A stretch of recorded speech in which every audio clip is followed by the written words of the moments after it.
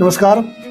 आज हम जानेंगे कि यूपीएससी की तैयारी करने के लिए आपके पास कौन कौन सी बुक्स का कलेक्शन होना चाहिए। मैं बुक्स बताने से पहले आपको बता दूं कि ये बुक्स उनके लिए है जिनका एग्जाम 27-28 में है, जो अभी 26 वाला एग्जाम नहीं दे रहे हैं, क्योंकि जो 2026 वाला एग्जाम देंगे उनका बुक्स पढ़ने से कोई मतलब नहीं है। वो अपनी क्लास पढ़ें, नोट्स पढ़ें और रिविजन करें। तो सबसे पहले बुक्स में हम बात करते हैं तो भारतीय संविधान पर जो बुक आती है वो आती है एक लक्ष्मीकांत की किताब। तो एम लक्ष्मीकांत किताब अच्छी किताब है, उस किताब को पढ़ सकते हैं और साथ में सुभाष कश्यप का सहारा भी आप लोग ले सकते हैं। इसके अलावा भूगोल पे बात करेंगे तो भूगोल में जो है वो डॉक्टर खुल्लर की किताब आती है। डॉक्टर खुल्लर 11th और 12th में जो है फिजिकल ज्योग्राफी है, 11th में कुछ डेटाबेस क्लास है और इंडियन ज्योग्राफी के लिए बेस्ट आपकी आएगी सविंदर सिंह। और इसके अलावा इंग्लिश मीडियम वाले जो है वो जेसी लियोंग की किताब जो है वो पढ़ सकते हैं इसमें। इसके बाद हम बात करेंगे भारतीय अर्थव्यवस्था की। तो अर्थव्यवस्था में SN लाल, जिसको लाल एंड लाल भी बोलते हैं, SN लाल की किताब आती है। प्लस एक रमेश सिंह की किताब आती है। रमेश सिंह की किताब भी बहुत अच्छी है, आपकी समझ को डेवलप करने के लिए है, लेकिन आपको इकोनॉमी तब भी पढ़नी पड़ेगी क्योंकि कुछ कॉन्सेप्ट किताब से समझ नहीं आएंगे। आपको उसके लिए आपको वीडियो देखनी पड़ेगी, क्लास लेनी पड़ेगी उसके लिए। अगर आप